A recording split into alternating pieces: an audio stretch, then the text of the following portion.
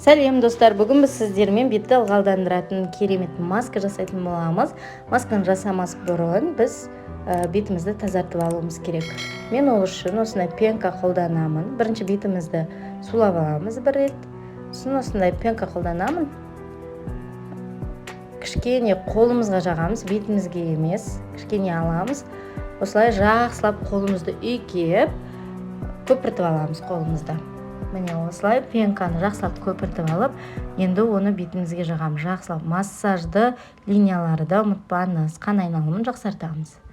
Міне осылай қолданып болып, енді маскамызға көшеміз. Ол үшін бізге бір ғана огурцы қажет. Огурцеміз холодильникте тұрған мұздай болу керек. Және оны осындай ашқышпен жұп-жұқа қылып кесіп аламыз. Міне дайын болған огурцемізді, яғни маскамызды бетімізге қойып шығамыз.